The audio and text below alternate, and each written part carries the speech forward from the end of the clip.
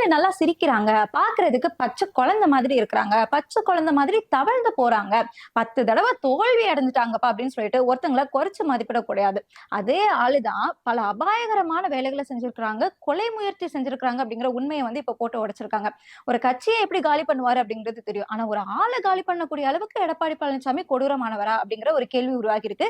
என்ன நடந்தது அப்படிங்கறத விரிவாக பார்க்கலாம். அதுக்கு முன்னாடி இவரோட எஜமான்கள் இருக்காங்க இல்லையா, அதாங்க பாஜக இது வரைக்கும் அடகு வச்சிருக்காங்க இல்லையா டெல்லியில போய் கட்சிய, அவங்க மாட்டுக்கறி சாப்பிடுறவங்கள தேச விரோதி அப்படின்னு போர்ட்ரே பண்ணி அவங்களை அடிச்சு துவைச்சு கொலை செய்யக்கூடிய அளவுக்கு இறங்கியிருக்காங்க அப்படிங்கறத நம்ம பார்த்துருக்கோம். ஆனா அவங்க வாங்கின நன்கொடை லிஸ்ட் இருக்கு இல்லையா, அதை எடுத்து பார்த்தோம் அப்படின்னா அதே மாட்டுக்கறியை எக்ஸ்போர்ட் பண்ணக்கூடிய ஒரு நிறுவனத்துக்கிட்ட இருந்து இதுவரைக்கும் இல்லாத அளவுக்கு, அதாவது பாஜகவுக்கு நன்கொடை கொடுத்தவங்களே இந்த மாட்டுக்கறியை எக்ஸ்போர்ட் பண்றாங்க இல்லையா, இவங்க கொடுத்த நன்கொடை தான் அதிகமான அளவு வந்து கொடுத்திருக்காங்க அப்படிங்கிற ஒரு உண்மையுமே தெரிய வந்திருக்கு.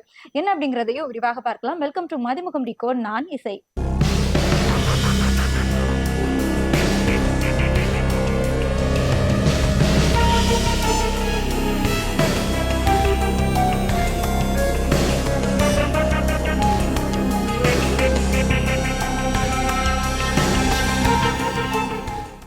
பூஸ்டர் சுகரை கண்ட்ரோல் பண்ணும், உங்க ஆரோக்கியத்தை மீட்டு தரும். சர்க்கரையை கட்டுப்படுத்துறதுக்கான எளிமையான வழிமுறை, இயற்கையான வழிமுறை. அனைத்து மருந்து கடைகளிலும் கிடைக்கும். ஒரு கட்சிய அந்த கட்சியோட பொதுச் செயலாளரா இருந்துட்டு எப்படி காலி பண்ணலாம் அப்படிங்கறத எடப்பாடி பழனிசாமி கிட்ட இருந்துதான் கத்துக்கணும். அந்த அம்மா ஜெயலலிதா அம்மா போகும்போது 41% வாக்குகளோட அதிமுகவை ஒப்படைச்சிட்டு போனாங்க. ஆனா இப்ப இந்த அதே அதிமுகவுல 10% வாக்குகளாவது இருக்குமா அப்படிங்கறத நம்ம எண்ணிதான் பார்க்கணும். இந்த எடப்பாடி செஞ்ச வேலையினால புதுசா முளைச்ச காளான், அதாவது புதுசா தொடங்கின கட்சி கூட இவங்களை பின்னுக்கு தள்ளி, திராவிட கட்சிகளை பின்னுக்கு தள்ளி முன்னாடி வந்து நிக்கிறாங்க. இது எல்லாத்துக்குமே காரணம் எடப்பாடி பழனிசாமி தான். நீங்க என்னதான் எம்ஜிஆருக்கு ஜெயலலிதாக்கு விசுவாசமா இருந்தாலுமே, அதிமுக கட்சிக்காக உழைச்சு ஓடா தேஞ்சாலுமே, அதிமுக அப்படிங்கிறது தான் உங்களுக்கு வந்து பிரதானமான முக்கியத்துவமா இருந்தாலுமே இவருக்கு பிடிக்கல அப்படின்னா உங்களுக்கு டிசி கொடுத்து அமைச்சிருவாரு. அதையும் தாண்டி இவரு எஜமான்கள் மோடிஜி சொல்ற மாதிரி இணக்கமா இருந்தீங்க அப்படின்னா மறுபடியும் சேர்த்துக்குவாரு தினகரன் மாதிரி. இதே ஆட்களை தான் வந்து சேர்த்துக்கணும், அதிமுகவை ஒன்றா இணைக்கணும் அப்படின்னு சொல்லிக்கிட்டு எடப்பாடி இவர் வச்ச அதே கோரிக்கை தான். ஆனா அது வந்து எடப்பாடிக்கு அகெயின்ஸ்டா இருக்குது அப்படின்னா கட்சி விட்டு வெளியே அடிச்சு துரத்துருவாரு நம்ம செங்கோட்டையன் மாதிரி. இப்போ அவரோட நிலைமை என்ன அப்படிங்கிறத பார்த்திருக்கோம். விசில் அடிச்ச குஞ்சுகள் கிட்ட மாட்டி படாத பாடுபட்டு இருக்கிறாரு. சோ இப்படி ஒரு கட்சியை காலி பண்ணிட்டு பேலன்ஸ் இருக்கக்கூடிய அந்த மிச்ச சொச்சத்தையுமே வந்துட்டு டெல்லியில அடகு வச்சுட்டு நான் தான் டாக்டர் அப்படின்னு சந்தான மாதிரி சொல்லிட்டு தெரியுற இவருக்குள்ளேயும் இப்படி ஒரு முகம் இருக்கா அப்படிங்கிற அளவுக்கான ஒரு உண்மையை நேத்து சசிகலா வந்து போட்டு உடைச்சிருக்காங்க. பாக்குறதுக்கு அப்பாவித்தனமா இருக்கிறாரே, பச்சை குழந்தை மாதிரி இருக்கிறாரே, நம்ம பக்கத்து வீட்டுக்காரர் மாதிரி இருக்கிறாரு அப்படின்னு தான் நம்ம எடப்பாடி பழனிசாமி இத்தனை நாள் வரைக்கும் பார்த்திருந்திருப்போம். என்னதான் நம்ம அவர் மேல, அவரோட ஆட்சி மேல விமர்சனங்கள் இருந்தாலுமே எடப்பாடி பழனிசாமி அப்படி பார்க்கும்போது நம்ம பக்கத்து வீட்டுக்காரர் மாதிரி இருக்கிறாருப்பா, வஞ்சகமே இல்லாத ஆளுப்பா, பச்சை குழந்தைப்பா அவர் அப்படிங்கிற மாதிரியான ஒரு மைண்ட் செட் தான் இருந்திருக்கும். ஆனா இந்த பச்சை குழந்தைக்குள்ள இப்படி ஒரு பால்டாயில் புத்தியா அப்படிங்கிற லெவலுக்கான ஒரு காரியத்தை செஞ்சிருக்காரு. 2017 சசிகலா பெங்களூர்ல அக்ரஹார சிறையில இருந்தாங்க. சொத்து குவிப்பு வழக்குல 4 வருஷம் இருந்தாங்க அப்படிங்கிறது எல்லாத்துக்குமே தெரியும். அந்த சமயத்துல ஆரம்பத்துல ஒரு சொகுசான வாழ்க்கை தான் சசிகலாவுக்கு இருந்தது. ஏன்னா அவங்க ஜெயலலிதாவோட நெருங்கிய தோழி அப்படிங்கிறதுனால அவங்களுக்கு இருந்த அந்த அதிகாரத்தை வச்சு ரொம்ப சொகுசாதான் இருந்திருக்காங்க. ஆனா அங்க இருக்கக்கூடிய சிறை அதிகாரிகளை தன்னோட கைக்குள்ள கொண்டு வந்துட்டு சசிகலாவுக்கு சித்திரவதை கொடுத்திருக்கிறாரு எடப்பாடி பழனிசாமி. அது கொடுத்தது மட்டும் இல்லாம பெங்களூர் சிறையில உங்களை வந்து சித்திரவதை படுத்துறாங்க, அது உங்களை வந்து துன்புறுத்துறாங்க, அதனால நீங்க வந்து தமிழ்நாடு சிறைக்கு வந்துருங்க, நான் உங்களை பத்திரமா பாத்துக்கிறேன் அப்படிங்கிற ஒரு ஆஃபரையும் சசிகலா கிட்ட கொடுத்திருக்கிறாரு. சசிகலா வந்து அதை மறுத்து இருந்திருக்காங்க. சோ அதை மறுத்த அந்த ஒரே ஒரு காரணத்தினால்தான் நான் இப்போ உங்க முன்னாடி நின்றுட்டு இருக்கேன், ஏதோ கடவுள் புண்ணியத்துல நான் இப்போ உங்ககிட்ட வந்து பேசிட்டு இருக்கேன் அப்படின்னு சொல்றாங்க. அப்படின்னா என்ன அர்த்தம்? அவங்க அதை மறுத்து இருக்காங்க அப்படிங்கிறதுனாலதான் இன்னைக்கு அவங்க உயிரோட இருக்கிறாங்க. ஒருவேளை எடப்பாடி பழனிசாமி சொன்னதை கேட்டுட்டு தமிழ்நாட்டு சிறைக்கு போயிருந்தாங்க அப்படின்னா இந்நேரம் அவங்க வந்து உயிரோடயே இருந்திருக்க மாட்டாங்க, அந்த ஆளு முடிச்சு தள்ளி இருப்பான் அப்படிங்கறதுதான் சசிகலா வந்து நேத்து சொல்லாம சொல்லி அந்த உண்மையை வந்து போட்டு உடைச்சிருக்காங்க. இதையும் தாண்டி அவங்களோட கணவர் நடராஜன் அவங்க வந்து இறந்தது நம்ம எல்லாருக்குமே தெரியும். அந்த இறக்கும் போது ஒருத்தவங்க சிறையில இருக்கிறாங்க, அவங்களோட உறவினர்கள் யாராவது இறந்து போறாங்க, நெருக்கமான உறவினர்கள் இறந்து போறாங்க அப்படின்னா 15 நாள் பெரோல் வந்து கொடுக்கறது வந்து வழக்கமான ஒரு விஷயம் தான். அப்படிதான் இந்த அம்மாவும் போயிட்டு ஒரு 15 நாள் பெரோல் எனக்கு வேணும் அப்படின்னு கேட்டிருந்திருக்காங்க. அவங்க கேட்டது என்னமோ பெங்களூர் சிறையில. ஆனா தமிழ்நாட்டுல இருந்து அங்க வந்து போன் போயிருந்திருக்கு, நீங்க வந்து 15 நாள்லாம் கொடுக்க கூடாது, நீங்க வந்து 5 நாள் கொடுங்க, அந்த 5 நாள் அந்த அம்மா ஏத்துக்கிட்டு வரதா இருந்தா வரட்டும், இல்லைன்னா ஜெயிலுக்குள்ளேயே கிடக்கட்டும், இந்த காரிய வேலைகள்லாம் யாரை வச்சு வேணா செஞ்சுக்கிட்டும் அப்படின்னு ஒரு கொடூரமான ஒரு முகத்தை வந்து எடப்பாடி பழனிசாமி காட்டியிருந்திருக்காரு. அந்த 5 நாளையும் ஏத்துக்கிட்டு வந்துதான் அந்த 5 நாள் பரோல்ல வந்துதான் இவங்க வந்து அந்த காரியங்கள் எல்லாத்தையுமே செஞ்சுட்டு மறுபடியும் சிறைக்கு போயிருந்திருக்காங்க. சசிகலா மேல 1000 விமர்சனங்கள் இருந்தாலுமே எடப்பாடி பழனிசாமி இந்த அளவுக்கு அளவுக்கு கொடூரமானவரா அப்படிங்கிற ஒரு உண்மையை நேத்து போட்டு உடைச்சிருக்காங்க. கூவத்தூர்ல சசிகலாவாலதான் முதலமைச்சர் ஆனாரு எடப்பாடி அப்படிங்கிறது உலகம் அறிஞ்ச உண்மை. சோ தன்னை முதலமைச்சர் ஆக்குனவருக்கே இந்த அளவுக்கு கொடூரத்தை செய்யக்கூடியவர் அவருக்கு வாக்கு போட்டு அவரை வெற்றி பெற வச்ச மக்களுக்கு எந்த அளவுக்கு கொடூரமானவரா இருப்பாரு, எந்த அளவுக்கு கொடூரமான ஆட்சியை கொடுப்பாரு அப்படிங்கறத நம்ம யோசிச்சு பார்க்கணும்.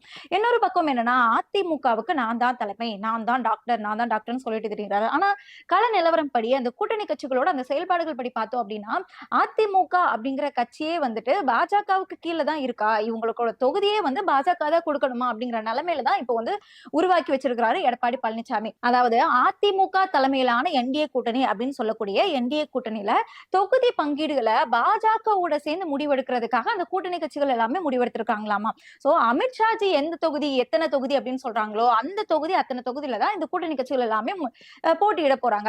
இதே நிலைமை தான் இப்போ அதிமுகவுக்கு வரப்போகுது போல. அதான் சொன்ன மாதிரி போற போக்கு பார்த்தோம் அப்படின்னா, அதிமுக எந்த தொகுதியில எத்தனை தொகுதியில போட்டியிடணும் அப்படிங்கறதே பாஜக தான் முடிவு செய்யும் போல. அந்த டிசைடிங் அத்தாரிட்டி இப்ப பாஜக கையில போயிடுச்சு அப்படிங்கறதே இப்ப தெள்ள தெளிவா இந்த கூட்டணி கட்சிகள் மூலமாவே தெரிய வந்திருக்கு.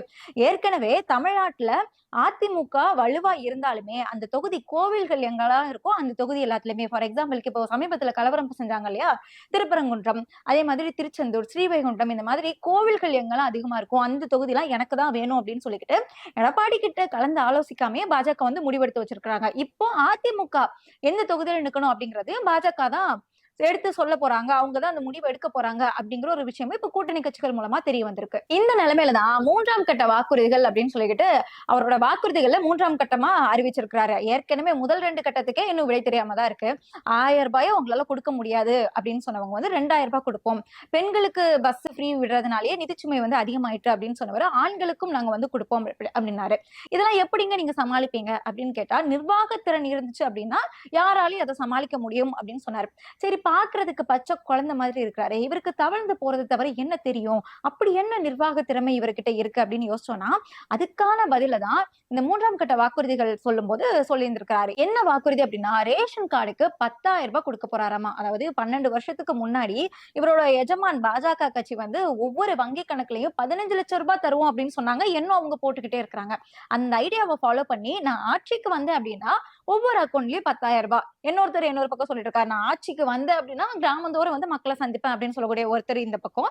இன்னொரு பக்கம் நான் ஆட்சிக்கு வந்தேன் அப்படின்னா உங்களுக்கு 10,000 ரூபாய் தருவேன், 15 லட்சம் ரூபாய் போட்டாங்க இல்லையா, அந்த மாதிரி நான் 10,000 ரூபாய் தருவேன், நம்புங்க அப்படின்னு சொல்லிட்டு வாக்குறுதி கொடுத்திருக்காரு. இந்த 10,000 ரூபாய் எங்க திடீர்னு, அதுவும் என்ன கருணை தொகை, இந்த கருணை தொகை கொடுக்குற அளவுக்கு தமிழ்நாட்டு மக்கள் அப்படி என்ன நிலைமையில இருக்காங்க, இந்த 10,000 ரூபாய் நீங்க ஏன் இப்ப கொடுக்குறீங்க அப்படின்னா வரி எல்லாத்தையுமே உயர்த்திட்டாங்க, இதனால மக்கள் எல்லாமே கஷ்டப்படுறாங்க, அவங்க கஷ்டத்தை போக்குறதுக்காக நான் ஒரு 10,000 ரூபாய் கொடுக்குறேன் அப்படிங்கிறாரு. சரி, ஓகே, 1000 ரூபாய் கொடுக்கறதே உங்களால சமாளிக்க முடியாது அப்படின்னு சொன்னீங்க, நீங்க வேற 2000 ரூபாய் அறிவிச்சிருக்கீங்க, இதை தாண்டி பொங்கலுக்கு வருஷம் 1000 ரூபாய் கொடுப்பேன் அப்படின்னு அறிவிச்சிருக்கீங்க, ஆண்களுக்கும் இலவச பஸ்ன்னு சொல்லியிருக்கீங்க, பத்தாக்குறைக்கு இப்ப 10,000 ரூபாயும் சொல்லியிருக்கீங்களே, எப்படி நீங்க சமாளிக்க போறீங்க, எங்க இருந்து இது இவ்வளவு காசு எல்லாம் வரும், கடன் வாங்குவீங்களா, கடன் வாங்குவீங்க அப்படின்னா வருமானம் எங்க இருந்து வரும் அப்படின்னு கேட்கும்போது ஒரு அருமையான ஐடியாவை சொல்லியிருக்காரு. வரியை உயர்த்ததுனால நான் 10,000 ரூபாய் கருணை தொகை, அதுக்கப்புறமா சாயங்காலமா அது உதவி தொகைன்னு மாறிடுச்சு, நம்ம இப்போ அது உதவி தொகை அப்படின்னு சொல்லலாம். உரிமை தொகை அப்படின்னு சொல்லக்கூடிய அந்த லெவல் எங்க இருக்கு, இங்க கருணை தொகை, அதுக்கப்புறமா உதவித்தொகை அப்படிங்கிற ரேஞ்சுக்கு இப்ப ஓரளவுக்கு உயர்ந்து வந்திருக்கிறாங்க. சோ அந்த உதவித்தொகை எப்படி கொடுப்பீங்க அப்படின்னு கேட்டா, வரி அதிகமாயிருச்சு அப்படிங்கிறதுக்காக நாங்க கொடுக்குறோம் இந்த உதவித்தொகையை. எப்படின்னா வல்லுநர்கள் எல்லாத்தையுமே வச்சு நாங்க கலந்து ஆலோசிச்சு வரியை அதிகமாக்கி நாங்க இந்த வரி அதிகமானதுக்காக நாங்க 10,000 ரூபாய் உதவித்தொகை கொடுப்போம் அப்படின்னு சொல்லியிருக்காரு. இதுக்கு பருத்தி மூட்டை குடோன்லயே இருந்துக்கலாம் இல்லையா, அதாவது one time settlement for people and life time settlement for BJP. இருந்தாலும் இப்படி எல்லாம் உண்மையை போட்டு உடைச்சிருந்திருக்க கூடாது. நீங்க உண்மையை போட்டு உடைக்கிறதுனாலதான் நேற்று சசிகலாவுமே நீங்க செஞ்ச வேலைகளுக்கான அந்த உண்மை எல்லாத்தையுமே போட்டு உடைச்சிருக்காங்க. இப்போ கொலைகாரர் அப்படிங்கிற ஒரு பட்டத்தோட இருக்கிறாரு எடப்பாடி பழனிசாமி. நிரூபிக்கப்படாத ஆனா வாக்குமூலம் கொடுக்கப்பட்ட ஒரு பட்டம். இவருதான் இப்படி அப்படின்னு பார்த்தோம்னா, இவருடைய எஜமான்கள் மாட்டுக்கறி சாப்பிட்டாலே அது தேச விரோதம், மாட்டுக்கறி சாப்பிட்டவங்க ஒரு தேச விரோதி, இவங்க எல்லாம் நாட்டுல இருக்கிறதுக்கே தகுதியானவங்களே கிடையாது, அதனால இவங்க தோலை உரிச்சு தொங்க விட்டு அவங்களை கொலை செய்யுங்க அப்படின்னு சொல்லக்கூடிய அந்த பாஜக காரங்க தான் நன்கொடை வாங்குவாங்களே, எலக்ட்ரல் பாண்ட் மூலமா நன்கொடை வாங்குறதுல அந்த லிஸ்ட் எடுத்து பார்த்தோம் அப்படின்னா யாருக்கிட்ட இருந்து அதிகமான நன்கொடை வந்திருக்கு அப்படின்னா, மாட்டு இறைச்சி இவங்க அடிச்சு கொள்றாங்க இல்லையா, அதை சாப்பிட்டு அப்படின்னு சொல்லிக்கிட்டு அதே மாட்டு இறைச்சியை எக்ஸ்போர்ட் பண்ணக்கூடிய ஒரு நிறுவனம் குயூரிஷி, இதை அல்லனா குரூப்ஸ் அப்படின்னு சொல்றாங்க. இந்த நிறுவனத்துக்கிட்ட இருந்து இதுவரைக்கும் வாங்காத அளவுக்கு அதிக அளவிலான நன்கொடையை வாங்கிட்டு இருக்காங்க. அதாவது 2024-25 இந்த நிதியாண்டுல மட்டுமே 30 கோடி ரூபாய் நன்கொடை நன்கொடையா வாங்கியிருந்திருக்காங்க. பிஜேபி வாங்கினதுலயே அதிகமான அளவு நன்கொடை அப்படின்னா இந்த 2024 வாங்கின இந்த 30 கோடி ரூபாய் தான். ஒரே டைம்ல ஒன் டைம் செட்டில்மெண்ட் 30 கோடி ரூபாய். அதுவும் இந்த நன்கொடை எப்படி ஒரு மாட்டு இறைச்சியை எக்ஸ்போர்ட் பண்றவங்க எப்படி பிஜேபிக்கு நன்கொடை கொடுக்குறாங்க?